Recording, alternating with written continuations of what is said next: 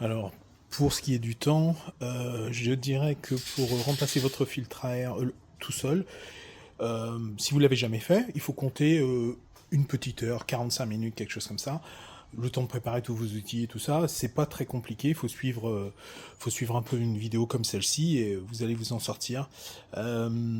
Si vous remplacez vos bougies ou si vous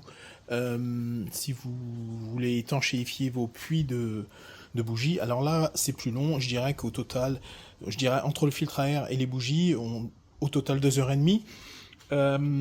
C'est pas non plus très compliqué. Par contre, il faut avoir un petit peu d'équipement. Une clé à bougie, celle d'origine, ou une clé à bougie qui correspond pour pouvoir... Parce que les bougies sont vraiment au fond, hein. C'est pas très facile d'accès. Donc voilà. Et une autre difficulté, c'est que j'ai pas encore résolu là, je vais essayer de me débrouiller là. En dessous, laissez-moi vous montrer ça.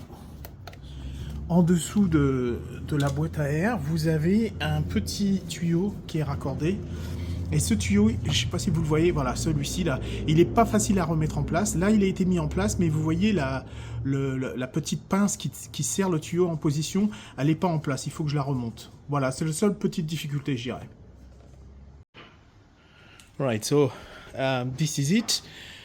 I reckon if you do this for your air filter only, it will take around 45 minutes to an hour on the Super Tenere.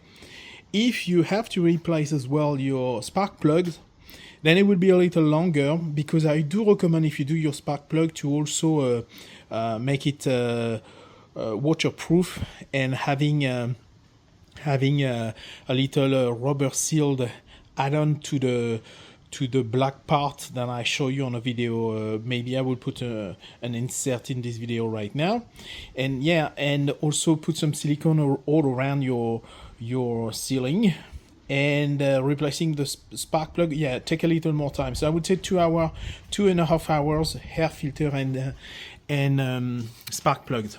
Other little difficulty I can mention, underneath the air box, you've got this hose. I don't know if you see it, with a sort of clamp. This hose is difficult to put it back. I don't know if it's specific on my bike, then the hose is a bit short.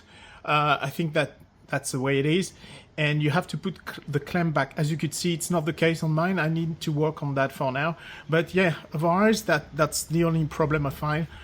And yeah, it's one good thing to do.